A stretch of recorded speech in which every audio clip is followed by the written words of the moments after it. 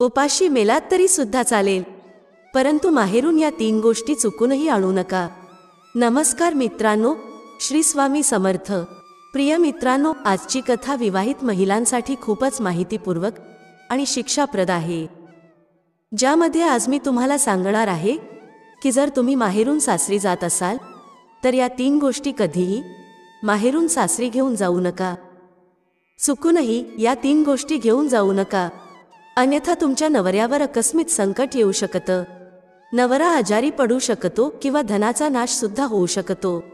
आता या 3 गोष्टी कोणत्या आहेत ज्या कधीही माहेरून सासरी घेऊन जाऊ नये, ते आपण या कथेमार्फत जाणून घेणार आहोत. तुम्हाला माझी नम्र विनंती आहे की तुम्ही ही कथा शेवटपर्यंत पहा, कारण ही कथा जर लक्षपूर्वक शेवटपर्यंत ऐकली, व्यवस्थित समजून घेतली आणि या कथेमध्ये सांगितलेल्या गोष्टी तुम्ही तुमच्या जीवनामध्ये आचरणात आणल्यात, तर मला आशा आहे की तुमच्या घरावर कोणत्याही प्रकारचे संकट येणार नाही. तुमचा नवरा तुमच्यासोबत कधीही भांडण करणार नाही. तुमचा नवरा तुमच्यासोबत नेहमी खूप प्रेम करेल, अशी ही कथा तुम्हाला शिकवण देऊन जाणार आहे. तर मित्रांनो, सुरुवात करूया आजच्या आपल्या कथेला. मित्रांनो, एका गावामध्ये एक श्रीमंत शेठ राहत होता. त्या शेठाला एक मुलगी होती. शेठ त्याच्या मुलीवर अत्यंत प्रेम करायचा. तो स्वतःच्या जीवापेक्षा जास्त तिला जपायचा आणि असं म्हणतात सुद्धा, मुलीवर तिचे वडील अत्यंत प्रेम करत असतात. मित्रांनो, तो शेठ त्याच्या मुलीवर अत्यंत प्रेम करायचा. मुलीची कोणतीही इच्छा असेल, ती इच्छा तो शेठ ताबडतोब पूर्ण करत असे. देवाकडे मागितल्यावर सुद्धा थोडा वेळ लागेल, परंतु तो शेठ त्याच्या मुलीची इच्छा क्षणात पूर्ण करायचा. मुलीची कोणतीही इच्छा असो, काहीही हट्ट करू द्या, शेठ मुलीची इच्छा पूर्ण करत असे. मान्यवरांनो, माझी तुम्हाला एक विनंती आहे, तुम्ही तुमच्या मुलांवर खूप प्रेम करा, खूप लाड करा, परंतु लक्षात ठेवा मान्यवरांनो, इतकं प्रेम तुम्ही तुमच्या मुलीवर मुलांवर करू नका ज्यामुळे तुमच्या मुलांचे भविष्य धोक्यात पडेल. तुम्ही या गोष्टीचा भान ठेवा की तुमच्या मुलीला दुसऱ्यांच्या घरी जायचं आहे, त्यामुळे मुलींच्या स्वभावाकडे बिलकुल दुर्लक्ष करू नका. वास्तविक पाहता 90% सासरचे लोक वाईट नसतात, 90% आपल्या मुलींचा स्वभाव चांगला नसतो. त्यामुळे या गोष्टीचा तुम्ही व्यवस्थित विचार करा. तुम्ही तुमच्या मुलीवर अति जास्त लाड प्रेम करू नका, ज्यामुळे ती हट्टी बनेल. लहान मोठ्यांमधील अंतर, सन्मान ती विसरून जाईल, मान मर्यादा ती विसरून जाईल. ती हे विसरेल की मी एक भारतीय स्त्री आहे. तुम्ही इतकंही लाड किंवा प्रेम देऊ नका की नंतर तुम्हाला त्या गोष्टीचा पश्चाताप करावा लागेल. मित्रांनो, तो शेठ त्याच्या मुलीवर खूप प्रेम करायचा. इतकं प्रेम करायचा की ती मुलगी अति लाडामुळे अत्यंत हट्टी बनली. वेळोवेळी ती सारखं भांडण करायची, कोणासोबतही भांडण करायची. लक्षात ठेवा मित्रांनो, मुलगी ही लढाऊ नाही पाहिजे, तर काळजी घेणारी पाहिजे. शेठच्या प्रेमामुळे, अति लाडामुळे त्याची मुलगी हट्टी स्वभावाची झाली. सकाळी उशिरा उठत असे, कोणी काही बोललं तर त्याला उलट उत्तर करायची. रागाने त्याच्यासोबत बोलत असे. एक लक्षात ठेवा मुलींनो, तुमचं हे राग, तुमची ही चिडचिड, तुमचा हा हट्टपणा तुमचे आईवडील सहन करतात, परंतु सासरी गेल्यानंतर सासरची लोक ते सहन करत नाहीत. म्हणून तुम्ही लक्षात ठेवा, तुमचे आईवडील तुमच्या सर्व इच्छा पूर्ण करतील, तुमच्या मनाप्रमाणे तुम्हाला वागवतील, परंतु जेव्हा तुम्ही लग्न करून सासरी जाल तेव्हा तुमच्या ह्या वाईट सवयी सासरी कोणीही सहन करणार नाही. मित्रांनो, ती मुलगी तिच्या आयुष्यामध्ये आता खूपच गर्विष्ठ झाली होती. मुलीची आई मुलीच्या वडिलांना म्हणजेच त्या शेठाला समजावते, हे बघा, तुम्ही मुलीचे अतिलाड करू नका, आता ही खूपच हट्टी झाली आहे, सर्वांना उलट उत्तर करत असते. तेव्हा शेठ म्हणाला, आता लहान आहे, मोठी झाल्यावर सर्व ठीक होईल. तेव्हा शेठची बायको म्हणाली, लहान आहे असं म्हणून सोडून देऊ नका. तुमचा हा हलगर्जीपणा, तुमचे हे अति लाड आपल्या मुलीचे आयुष्य उद्ध्वस्त करतील. मित्रांनो, मी तुम्हाला एक नम्र विनंती करते की तुम्ही तुमच्या मुलीची प्रत्येक मागणी पूर्ण करता, त्यावेळेला तुमची मुलगी आनंदी होते, परंतु तिला ही सवय कायमची लागून जाते व नंतर तिला आयुष्यभर अश्रू रडत राहावे लागते. आणि म्हणूनच लक्षात ठेवा, मुलीचे संगोपन करणे हे एका संताच्या तपश्चर्येप्रमाणेच आहे. हळूहळू ती मुलगी मोठी झाली आणि जेव्हा मुलगी मोठी होते तेव्हा वडिलांना एकच चिंता असते की माझ्या मुलीचे लग्न करावे. माझ्या मुलीचे चांगल्या ठिकाणी लग्न लावून दिले तर मी या जबाबदारीतून मुक्त होऊ शकेल. एक चांगला असा परिवार शोधून वडिलांनी त्यांच्या मुलीचं लग्न लावून दिलं. लग्न झालं. आता ती मुलगी तिच्या सासरी गेली. जेव्हा मुलगी सासरी गेली तेव्हा सासरी जाऊन 8 दिवसही झाले नव्हते. तेवढ्यातच तिने वडिलांना फोन केला. वडिलांनी फोन उचलला. म्हणाले, पोरी सांग कशी आहेस. मुलगी म्हणाली, कशी आहे विचारू नका, मी इथे खूपच त्रास सहन करत आहे. वडिलांनी विचारले, पोरी 8 दिवसातच तुझी अशी अवस्था झाली आहे. मुलगी म्हणाली, हो, मी इथे 1 मिनिटही थांबू शकत नाही. तुम्ही आत्ताच इथे या आणि मला घरी घेऊन चला. मी या नरकात राहू शकत नाही. वडील म्हणाले, 8 दिवसातच असं काय घडलं? तू असं का म्हणत आहेस? मुलगी म्हणते, सर्व काही व्यर्थ आहे. जर तुम्हाला मला जिवंत बघायचे असेल तर तुम्ही आत्ताच्या आत्ता इकडे या. जसे आहात त्या अवस्थेत या आणि मला घेऊन चला. वडील म्हणाले, मी तर खूप चांगलं कुटुंब पाहिलं होतं. खूप जास्त हुंडा सुद्धा दिला होता. सर्व काही दिलं होतं. त्यानंतर धुमधडाक्यात तुझं लग्न लावून दिलं. पूर्ण नगरामध्ये असं लग्न कोणीही लावून दिलं नव्हतं. आणि आता फक्त 8 दिवसामध्ये तू असं काय म्हणत आहेस? मुलगी म्हणाली, मी फोन ठेवत आहे. तुम्ही लवकर इकडे या आणि मला माहेरी घेऊन चला. जर तुम्हाला मला जिवंत पाहायचे असेल तर लवकरात लवकर येऊन मला इथून घेऊन चला. जर तुम्ही उशीर केलात तर तुम्ही तुमच्या मुलीचा चेहरा पाहू शकणार नाही. अखेर तो बाप काय करू शकत होता? अखेर नाईलाजाने तो शेठ मुलीच्या सासरी गेला. तिथे गेल्यावर कोणीही शेठला हाक मारली नाही किंवा कोणीही शेठला काहीच विचारलं नाही. मुलीचे सासू सासरे बाहेर निघून गेले. मुलीच्या दिराने शेठकडे दुर्लक्ष केले. शेठ विचार करू लागला, 8 दिवसामध्ये असं काय घडलं आहे की माझ्यासोबत कोणी बोलायलाही येत नाही. एक गोष्ट लक्षात ठेवा मुलींनो, मुलींच्याच गैरवर्तनामुळे सासरी तुमच्याच आई वडिलांचा अपमान होत असतो. आणि जर वर्तणूक चांगली असली तर त्याच आई वडिलांचा खूप मानसन्मान तुमच्या सासरी केला जातो. शेठ मुलीच्या खोलीत गेला आणि जाऊन मुलीला म्हणाला, पोरी काय झालं आहे? तेव्हा मुलगी म्हणाली, तुम्ही या घरातील पाणी सुद्धा पिऊ नका, तुम्ही ताबडतोब चला. तेव्हा वडील म्हणाले, पोरी तू असं का म्हणत आहेस? मुलगी म्हणाली, तुम्ही आत्ताच्या आत्ता मला माहेरी घेऊन चला. मला इथे गुदमरायला होतंय. मला एक क्षणही इथे राहायचं नाही. तेव्हा शेठ म्हणाला, पोरी थांब, मी तुझ्या सासूला विचारतो. तेव्हा मुलगी म्हणाली, त्या चेटकीनीला काय विचारायचं? ती तर चेटकीन आहे, तिला विचारू नका. त्या म्हातारीमुळेच मी खूप दुःखी आहे. या घरामध्ये 8 दिवसही झाले नाही की तिने माझे आयुष्य नरका समान केले आहे. वडील म्हणाले, पोरी थांब, मी एकदा विचारून पाहतो. त्यानंतर शेठ सासूबाई जवळ गेला आणि म्हणाला, ताई मी आलोय. तेव्हा सासू म्हणाली, हो हो मी पाहिलं, मला चष्मा नाही लागलाय. तुम्ही आलात तर यामध्ये आश्चर्याची काय गोष्ट आहे? वडिलांनी विचार केला. हे असे का बोलत आहेत? वडील म्हणाले, ताई मी माझ्या मुलीला घेऊन जाण्यासाठी आलो आहे. तेव्हा सासू म्हणाली, ठीक आहे, आत्ताच्या आत्ता तुमच्या मुलीला घेऊन जा. तुम्ही आम्हाला अशी मुलगी दिली आहे की जिने आम्हाला अगदी हैराण करून सोडले आहे. ही सकाळी 8 वाजता उठते आणि घरातील कुठलीही काम करत नाही. हिला आयतं जेवण हवं असतं आणि जर कोणी काही बोललं तर उलट उत्तर करायला सुद्धा मागे पुढे पाहत नाही. अशी मुलगी तुम्ही आम्हाला दिली आहे. तुम्ही आत्ताच्या आत्ता तुमच्या मुलीला घेऊन जा आणि हुंड्यामध्ये जे काही पैसे तुम्ही दिले आहेत ते सुद्धा घेऊन जा. आम्हाला तुमचा हुंडा नको आणि तुमची मुलगी सुद्धा नको. मित्रांनो, सासूबाईंचं हे असं बोलणं ऐकल्यामुळे मुलीच्या वडिलांची मान खाली झाली. शेवटी शेठ त्याच्या मुलीला घेऊन घराच्या दिशेने निघाला. जाताना शेठ म्हणाला, ताई 10-15 दिवसामध्ये मी हिला पाठवून देतो. तेव्हा सासूबाई म्हणाली, नको नको, हिला पाठवू नका, तुमच्याकडेच ठेवा. हिच्यासाठी आमच्या घराचे दरवाजे आता कायमचे बंद झाले आहेत.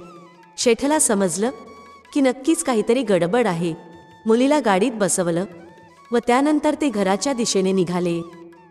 रस्त्यामध्ये शेठ त्याच्या मुलीला विचारू लागला, एक गोष्ट सांग पोरी, हे वातावरण कसं तयार झालं? मुलगी म्हणाली, बाबा, तुम्ही कोणासोबत माझं लग्न लावून दिलेत? यापेक्षा तर मी कुमारी राहिले असते तर ते चांगलं झालं असतं. शेठ म्हणाला, पोरी, तू काळजी करू नकोस, मी तुझ्यासोबत आहे. सर्व काही अगदी ठीक होईल. मला एक गोष्ट सांग, तुझ्या सासरची माणसं कशी आहेत? तुझं सासर कसं आहे? तेव्हा मुलगी म्हणाली, बाबा, तुम्ही पाहिलत ना, अगदी नरका समान सासर आहे माझं. माझी सासूबाई चेटकीण आहे. माझा सासरा राक्षसा समान आहे. माझा दीर हा एक नंबरचा मूर्ख आणि धूर्त प्रकारचा माणूस आहे. दिवसभर फक्त उनाटक्या करत असतो, गावभर फिरत असतो. नणंद एक नंबरची अगलावी आहे. तिच्यासारखी बाई मी पूर्ण आयुष्यात नाही पाहिली. वडील म्हणाले, पोरी, तुझा नवरा कसा आहे? मुलगी म्हणाली, माझा नवरा तर साक्षात यमराज आहे.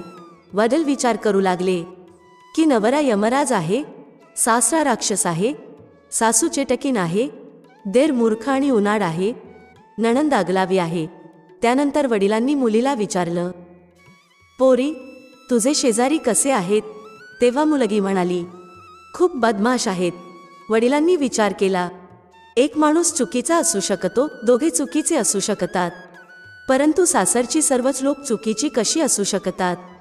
सासरचीच लोक सोडा, शेजारची लोक सुद्धा चुकीची आहेत. मित्रांनो, मुलीचे वडील थोडे समजूतदार होते. वडिलांनी विचार केला की दोष सासरच्या लोकांमध्ये नाही, तर दोष माझ्या मुलीमध्ये आहे. नक्कीच हिनेच काहीतरी भांडण केलेलं दिसत आहे. मुलगी म्हणाली, बाबा, मी आता सासरी कधीच जाणार नाही. तेव्हा वडील म्हणाले, ठीक आहे पोरी, तू सासरी कधीच जाऊ नकोस. तुझ्या वडिलांचे घर आहे, तुला जितका वेळ हवा आहे तितका वेळ तू माहेरी राहा. आपल्या घरी तुला कोणत्याही गोष्टीची कमतरता भासणार नाही. जेव्हा शेठ मुलीला घेऊन घरी पोहोचला, तेव्हा शेठच्या मुलाच्या बायकोने पाहिलं की नणंदबाई घरी आली आहे. तेव्हा ती विचार करू लागली की नक्कीच ही आता इथेच राहण्यासाठी आली आहे. मित्रांनो, लक्षात ठेवा, जेव्हा तुम्ही 4 दिवसासाठी माहेरी जाता तेव्हा वहिनी तुमचा आदर सत्कार ठेवते, परंतु जेव्हा तुम्ही रोजच्या रोज जायला लागता तेव्हा तुमची वहिनी सुद्धा म्हणते की खूप झालं ताई, आता बास झालं. आणि तेच झालं. जेव्हा शेठची मुलगी 10-12 दिवस घरी राहते तेव्हा तिची वहिनी तिच्यावर राग करू लागते. सुरुवातीला तर शेठच्या मुलीला काहीच काम करायला सांगत नव्हती, परंतु आता मात्र वहिनी शेठच्या मुलीला खूप सारी काम करायला सांगते. तिच्याशी नीट बोलत नसते. तेव्हा शेठची मुलगी म्हणते, वहिनी, तू माझ्यासोबत असं का वागतेस? आधी तर माझ्यासोबत तू खूप प्रेमाने वागायची, परंतु आता तुला काय झालं आहे? तेव्हा शेठची सुनबाई म्हणते, आधी हे घर तुझं होत, परंतु आता तुझं लग्न झालं आहे आणि तुझं सासर म्हणजे तुझं घर आहे, परंतु तू तर आता तुझं सासर सोडून इकडे आली आहेस, त्यामुळे आता तुला इथे आरामात बसून खायला मिळणार नाही. मुलगी विचार करू लागली. वहिनीचा स्वभाव अचानकच बदलला आहे. मित्रांनो, एक गोष्ट लक्षात ठेवा, मुलगी जर माहेरी अधिक काळ राहत असेल तर तिचा मानसन्मान कमी होत असतो, परंतु तीच मुलगी जर सासरी राहत असेल, माहेरी फक्त 1 ते 2 दिवसांसाठी किंवा काही कार्यक्रमासाठी अधिक काळासाठी जात असेल तर तिच्या सन्मानामध्ये भर पडत असते. उठसूट माहेरी जाणाऱ्या मुलीचा मानसन्मान कमी होणारच आहे. अचानकच वहिनीचा बदललेला स्वभाव पाहून शेठच्या मुलीला खूपच टेन्शन येऊ लागलं. आता तर गावातील लोक सुद्धा शेठच्या मुलीला विचारू लागले होते की तुझ्या सासरची लोक तुला न्यायला येत नाहीत का? जी पण मैत्रीण तिला भेटायची ती विचारायची, तू बरेच दिवस झाले इकडेच राहतेस, भाऊजी तुला न्यायला येत नाहीत का? आता ती मुलगी कुठेही जायची, लग्नाला जायची, मंदिरात जायची, बाजारात जायची, जो पण तिला ओळखीचा भेटायचा तो फक्त हेच विचारायचा की नवरा तुला नेण्यासाठी येत नाही का? तुला सोडून दिले आहे का? मुलगी विचार करू लागली, मी सासरी होते तेच बरी होते, इकडे येऊन जगणे तर आणखीच कठीण झाले आहे. मला तर आता सर्वजण कुठेही फक्त हेच विचारत असतात की नवरा तुला न्यायला येत नाही का? फक्त लोकांना ह्याच गोष्टीची काळजी आहे की आमच्यामध्ये भांडण चालू आहे का? मुलगी विचार करू लागली, मी तर एका मोठ्याच संकटात सापडले आहे. सर्वत्र आता फक्त हीच चर्चा होऊ लागली होती की शेठची मुलगी माहेरीच राहत आहे, ती तिच्या सासरी जात नाही. लोक असं सुद्धा म्हणायचे की त्या मुलीचा स्वभावच तसा होता. ती प्रत्येकाला उलट उत्तर करायची, खूप फाटक्या तोंडाची होती. त्यामुळेच तिच्यासोबत हे असं झालं आहे. मित्रांनो, एके दिवशी शेठने पाहिले की त्यांची मुलगी उदास बसलेली आहे. तेव्हा शेठ मुलीजवळ गेला आणि विचारलं, पोरी, काय झालं आहे? तेव्हा मुलगी म्हणाली, काय सांगू बाबा, माझा सासर तर अगदी नरका समान आहेच. परंतु मला वाटलं मी माहेरी आनंदाने राहीन. परंतु लग्नानंतर जशी मी माहेरी आले, इथे माझी सर्व इज्जत संपली आहे. जो माझ्याकडे पाहतो तो फक्त संशयाच्या नजरेने पाहत असतो. ज्याच्या सोबतही मी बोलायला जाते त्याचा पहिला प्रश्न हाच असतो की भाऊजी कुठे आहेत? सासरची माणसं कुठे आहेत? भाऊजी तुला न्यायला येत नाहीत का? या सर्व प्रश्नांची मला हैराण करून टाकले आहे. यापेक्षा तर चांगलं हे असतं बाबा की माझं लग्नच झालं नसतं. तेव्हा मुलीच हे बोलणं ऐकल्यानंतर शेठ म्हणाले, पोरी, तू एक काम करशील का? आपल्या नगरामध्ये एक महाराज आले आहेत. ते खूप ज्ञानी संत आहेत. मी तुझ्या बाबतीत त्यांच्यासोबत बोललो आहे आणि तुझी सर्व परिस्थिती ऐकल्यानंतर त्या महाराजांनी मला एक मंत्र दिला आहे. महाराजांनी मला सांगितलं आहे की जर तुमच्या मुलीने या मंत्राचा जप 6 महिने केला तर सासरची सर्व लोक तिच्या मुठीत असतील. मुलगी म्हणाली, हे सत्य आहे का बाबा? तेव्हा वडील म्हणाले, हो, हे अगदी सत्य आहे. मित्रांनो, मुलीची तर इच्छाच होती की मी सासरी गेल्यानंतर तिकडची राणी व्हावे. सर्व काही माझ्या हातात यावे. सर्व लोक माझ्या इशाऱ्यावर काम करावेत. त्या मुलीला फक्त आयुष्यामध्ये आराम हवा होता, बाकी काहीच नको. वडील म्हणाले, पोरी, 6 महिन्यात तुझ्या सासरच्या लोकांचे, सासरचे पूर्ण वातावरण बदलून जाईल. तुला सासरी जायचं आहे का? तेव्हा मुलगी म्हणाली, हो हो बाबा, मला सासरी जायचं आहे. वडील म्हणाले, मग ठीक आहे. मी तुला जो मंत्र सांगतोय त्याचा जप तू 6 महिने नित्यनेमाने कर. तुझ्या सासरची माणसं तुझ्या मागे पुढे फिरतील, तुझ्या मुठीत असतील. सासू तुझ्या पुढे एक शब्दही बोलणार नाही. नवरा नेहमी तुझंच म्हणणं ऐकेल.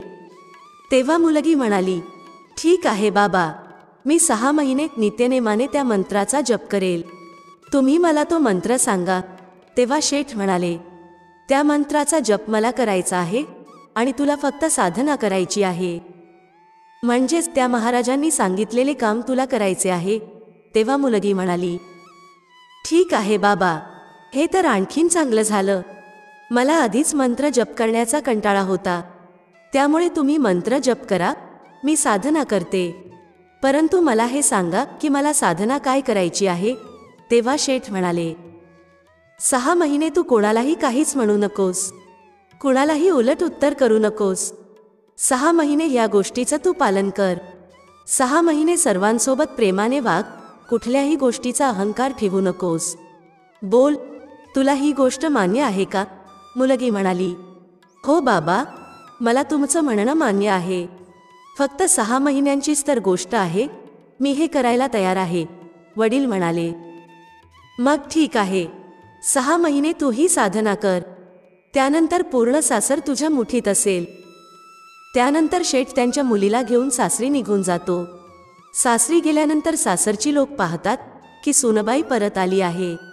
सासरी गेल्यानंतर कोणीही तिची विचारपूस केली नाही, कोणीही काही बोललं नाही. हे पाहून त्या मुलीला राग तर खूप आला होता. परंतु तेव्हा वडील म्हणाले, पोरी, तू या सर्व गोष्टींकडे दुर्लक्ष कर. कोणालाही काहीच म्हणू नकोस. तुझ्या साधनेकडे तू लक्ष दे. मित्रांनो, शेठ मुलीच्या सासूजवळ जातो आणि म्हणतो, ताई, मी तुमच्या सुनेला घेऊन आलो आहे. सासूबाई म्हणाली, तुम्ही हिला का घेऊन आला आहात? ही तर आमचं घर उद्ध्वस्त करण्यासाठी जन्माला आली आहे. तुम्ही हिला इथून घेऊन जा. आम्हाला हिची काहीच गरज नाही. तेव्हा शेठ हात जोडून मुलीच्या सासूला म्हणतो, ताई, हिला एक संधी द्या. कारण एक चूक तर प्रत्येकाची माफ केली जाते. एकदा संधी तर प्रत्येकाला दिली जाते. तेव्हा सासूबाई म्हणाली, ठीक आहे भाऊ, जर तुम्ही इतकेच म्हणत आहात मग ठीक आहे. त्यानंतर शेठ त्यांच्या मुलीला समजावून तिथून निघून जातो. शेठ सांगतो, पोरी, फक्त 6 महिने जाऊ दे. कोणालाही काहीच बोलू नकोस, कोणालाही उलट उत्तर करू नकोस. त्यानंतर बघ, हे पूर्ण सासर तुझ्या मुठीत असेल. त्यानंतर तुला जे वाटेल ते तू कर. माझं बोलणं लक्षात ठेव. कोणीही तुझ्यासोबत कसाही वागू दे, कशाही स्वरात बोलू दे, रागात बोलू दे किंवा तुझ्यासोबत भांडू दे, परंतु तू त्याला उलट उत्तर करू नकोस. मित्रांनो, इतकं म्हटल्यानंतर शेठ त्यांच्या घरी निघून जातो. पुढच्या दिवशी सकाळी सुनबाई सासूबाईंच्या जवळ जाते व त्यांच्या चरणांना स्पर्श करते. सुनबाई सासूबाईंना म्हणते, आई, तुम्ही मला आशीर्वाद देणार नाहीत का? सासूबाई आधीपासूनच खूप रागाने भरलेली होती. परंतु सुनबाईंनी जेव्हा पायांना स्पर्श केला आणि म्हणाली, आई, आशीर्वाद द्या, तेव्हा त्या सासूबाईंना एकदमच धक्का बसला. सासूबाई विचार करू लागली, हिने माझ्या पायाला स्पर्श केला आहे आणि माझ्याकडे आशीर्वाद मागत आहे. ही उलट गंगा कशी वाहू लागली? ही आमची तीच सुनबाई आहे ना, जी मला उलट उत्तर करायची, मला चेटकीन म्हणायची, परंतु आजही माझ्या पायाला स्पर्श करून माझे आशीर्वाद मागत आहे. सुनबाई म्हणाली, आई, जर माझ्याकडून काही चूक झाली असेल तर मला माफ करा. आजपासून मी कोणतीही चूक करणार नाही. आत्तापर्यंत माझ्या ज्या काही चुका झाल्या आहेत त्या तुम्ही पोटात घ्या आणि मुलगी समजून मला आशीर्वाद घ्या. मित्रांनो, म्हणतात ना की सासूबाईला आणखी काय हवं आहे. जर सुनबाई सासूबाईंच्या चरणामध्ये जाऊन माथा ठेवत असेल आणि म्हणत असेल की आई मला आशीर्वाद द्या, तेव्हा त्या सासूबाईंचे मन प्रफुल्लित होते आणि ती सुनबाईला सर्व काही द्यायला तयार होते.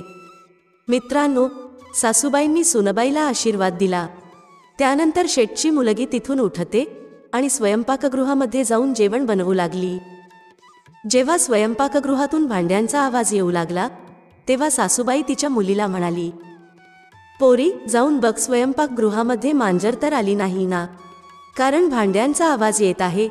तेव्हा मुलीने सांगितलं, आई, मांजर नाही, तिथे दुसरी मांजर आली आहे, म्हणजेच तुझी सुनबाई आहे. तुझी सुनबाई जेवण बनवत आहे. मित्रांनो, शेठच्या मुलीने अन्न शिजवले आणि सासूबाईंना वाढले. सुनबाईने जेवण बनवले आहे हे पाहून सासूबाई खूपच खुश झाली. इतक्यातच सासरा घरी येतो. तेव्हा शेठची मुलगी सासऱ्याच्या पाया पडते आणि म्हणते, बाबा, जर माझ्याकडून काही चूक झाली असेल तर मला माफ करा. व त्यानंतर सुनबाई सासऱ्यांसाठी जेवणाचा ताट घेऊन येते. सासरा हा सर्व प्रकार पाहतच असतो. तो विचार करत असतो, ही आमची तीच सुनबाई आहे का, जी आम्ही एक शब्द जरी बोललो तरी आम्हाला उलट उत्तर करत असे, परंतु आजही माझ्या पायांना स्पर्श करत आहे, माझ्या पाया पडत आहे. मित्रांनो, सासऱ्याला दुसरं काय हवं असतं? त्यांच्या मुलाने, त्यांच्या सुनबाईने त्यांचा आदर सन्मान करावा, त्यांना वेळेवर अन्न पाणी द्यावे. यापेक्षा अधिक सासऱ्यांना दुसरे काहीच नको असते. मित्रांनो, आता शेठची मुलगी सकाळी लवकर उठू लागली होती. जी सकाळी 8 वाजता उठायची ती आता 6 वाजता उठू लागली होती. सर्व घरातील काम आवरायची, नवऱ्याची सेवा करायची, दिराची काळजी घ्यायची, नणंदची सुद्धा काळजी घ्यायची, सर्वांना वेळेवर जेवण द्यायची. शेठच्या मुलीला वडिलांचं बोलणं चांगलं लक्षात होतं की कोणी कितीही काहीही बोलू द्या, कोणालाही उलट उत्तर करायचं नाही, सर्वांसोबत प्रेमाने वागायचं. जेव्हा पण तिला कोणी काही बोलायचा तेव्हा तिला खूप राग यायचा, परंतु तेव्हा तिला वडिलांचे शब्द आठवायचे की तू साधनेचा भंग करू नकोस, प्रत्येकासोबत प्रेमपूर्वक वाग. मग 6 महिन्यानंतर सर्व लोक तुझ्या मुठीत असतील, तुझ्या मागे पुढे करत असतील. फक्त 6 महिन्यांची गोष्ट आहे, त्यामुळे मुलगी विचार करायची की फक्त 6 महिन्यांचीच तर गोष्ट आहे, त्यानंतर मी एकेकाला पाहून घेईन. अशाच प्रकारे मित्रांनो, शेठची मुलगी सर्वांची सेवा करत होती, सर्वांची काळजी घेत होती. आणि अशा प्रकारे जेव्हा 1 महिना पूर्ण झाला तेव्हा सासूबाईंनी त्यांच्या सुनबाईला त्याच्याजवळ बोलावले आणि घराच्या सर्व चाव्या तिच्याजवळ दिल्या आणि म्हणाली, सुनबाई, तू माझी सुनबाई नसून माझी मुलगी आहेस. तुझ्या रूपाने माझ्या घरात आज लक्ष्मी आली आहे आणि म्हणूनच आजपासून घराची सर्व जबाबदारी मी तुझ्याकडे सोपवते आहे. मित्रांनो, शेठच्या मुलीने लगेचच त्या सर्व चाव्या स्वतःजवळ घेतल्या. मित्रांनो, एका सुनबाईला दुसरं काय हवं असतं? सुनबाईला घराचा सर्व राज्य हवा असतो. आता शेठची मुलगी खूपच आनंदी झाली होती. सासूबाईंनी मुलाला बोलावलं आणि सांगितलं की आजपासून ते जे काही पैसे कमावून आणशील ते सर्व तुझ्या बायकोकडे द्यायचे, कारण ही आता या घराची सुनबाई नसून घराची लक्ष्मी आहे आणि आता या घराची सर्व जबाबदारी तिच्यावर आहे. मित्रांनो, सासूबाईंचे हे बोलणं ऐकल्यामुळे शेठच्या मुलीच्या आनंदाला सीमा राहिल्या नाहीत. तिला आता वडिलांच्या बोलण्यावर विश्वास बसू लागला. ती विचार करू लागली की खरंच त्या महाराजांनी सांगितलेल्या मंत्राचा फरक दिसत आहे. एका महिन्यामध्येच सर्व काही माझ्या बाजूने घडताना दिसत आहे. वडिलांनी तर मला हेच सांगितलं होतं की 6 महिने लागतील, परंतु आता तर 1च महिना झाला आहे आणि 1 महिन्यातच परिणाम दिसत आहे. आता मी या घराची राणी बनली आहे. सर्व घराच्या चाव्या माझ्याकडे आल्या आहेत. सर्व लोक माझ्यानुसारच वागत आहेत. त्यामुळे आणि मला दुसरे काय हवं होतं? हेच तर हवं होतं. मित्रांनो, ती मुलगी आता खूपच खुश होती, परंतु तिच्या आत अजूनही राग भरलेला होता. कारण 6 महिन्यानंतर ती तिच्या सासरची लोक तिला जे काही बोलले त्याचा हिशोब चुकता करणार होती. त्यानंतर शेठची मुलगी वडिलांच्या सांगण्यानुसार खूप चांगल्या प्रकारे सासरच्या लोकांसोबत वागत होती. आता सासरची लोक तिचे कौतुक करू लागले होते. शेजारची लोक सुद्धा सुनबाईचे कौतुक करू लागले होते. हळूहळू 2 महिने निघून गेले आणि जसे 2 महिने झाले तेव्हा शेठच्या मुलीचे सर्व विचारच बदलले. तिच्यामध्ये प्रेमाची भावना जागृत झाली. चांगला स्वभाव निर्माण झाला.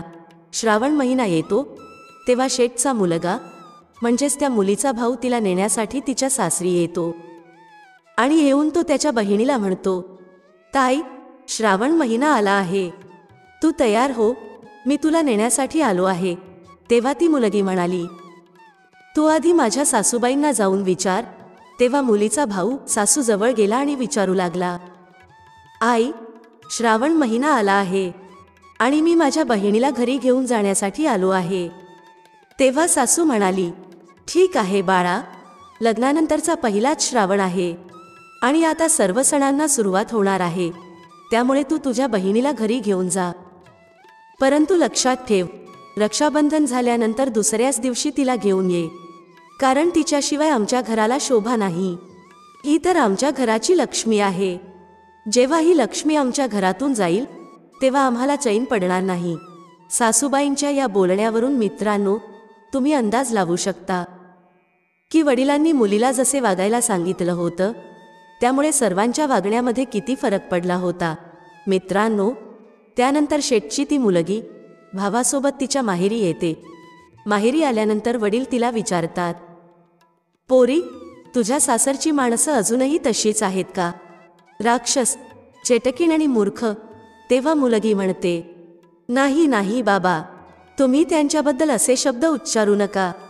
ते राक्षस नाहीत, मूर्ख किंवा चेटकीण नाहीत. ते तर माझे आई वडील आणि भाऊ आहेत. माझी सासूबाई आई समान माझ्यावर प्रेम करते. माझे सासरे वडिलांसारखे मला जपत असतात आणि माझा दीर एका भावाप्रमाणे माझी काळजी घेत असतो. सर्वजण खूप चांगले आहेत. माझा नवरा माझी खूप काळजी घेत असतो. मला काय नकोय, काय हवंय याची तो काळजी घेत असतो. सर्वजण खूप चांगल्या स्वभावाचे आहेत. माझी नणंद माझ्या छोट्या बहिणीसारखी आहे. माझी ती आता मैत्रीण झाली आहे आणि माझ्यासोबत ती खूप गप्पा मारत असते. माझ्यासोबत ती सर्व काही शेअर करत असते. मित्रांनो, जेव्हा वडिलांनी हे सर्व ऐकलं तेव्हा त्यांना समजलं की मुलीच्या लग्नानंतर माझी जी मान खाली झुकली होती ती आज गर्वाने उंच झाली आहे. माझ्या मुलीने माझी मान उंच केली आहे आणि आता मी अभिमानाने सांगू शकतो की मी या मुलीचा बाप आहे. मित्रांनो, अशा प्रकारे श्रावण महिना ती मुलगी आनंदाने माहेरी राहते व जसा रक्षाबंधन होतो तसा तिचा नवरा तिला नेण्यासाठी येतो व त्यानंतर शेठची मुलगी आनंदाने सासरी निघून जाते. व सासरी गेल्यानंतर सर्वांची ती खूप चांगल्या प्रकारे काळजी घेत असते, कोणालाही उलट शब्द बोलत नाही. अशा प्रकारे शेठच्या मुलीने तिच्या सासरला स्वर्गामध्ये बदललं होतं. तर मित्रांनो, ही कथा आपल्याला शिकवते की सुनबाईने जर विचार केला तर ती सासरला स्वर्गासमान बनवू शकते, आणि जर तिने विचार केला तर त्याच सासरला ती नरकामध्ये सुद्धा बदलू शकते. मित्रांनो, आता आपण जाणून घेऊया की उपाशी मेलात तरी चालेल, परंतु माहेरून या 3 गोष्टी कधीच सासरी घेऊन जाऊ नका. जर तुम्ही असं केलं तर तुमचा नवरा मोठ्या संकटात अडकू शकतो. त्या 3 गोष्टी कोणत्या आहेत, चला जाणून घेऊया. पहिली गोष्ट आहे हट्टीपणा. म्हणजेच ज्या मुली हट्टी असतात त्यांचा तो हट्टीपणा माहेरी असताना पूर्ण केला जातो, परंतु जेव्हा तुम्ही सासरी जाता तेव्हा तुमचे सर्वच हट्ट पूर्ण केले जात नाहीत. म्हणूनच तुमच्यामध्ये जो पण हट्टीपणा आहे, जो पण राग आहे, तो राग तुमचे आईवडील सहन करतील, परंतु तुमच्या सासरची लोक राग सहन करणार नाहीत. आणि म्हणूनच पहिली गोष्ट ही आहे की तुमचा हट्टीपणा, तुमचा राग तुम्ही माहेरी सोडून सासरी जावे. दुसरी गोष्ट आहे भांडण करण्याची वृत्ती.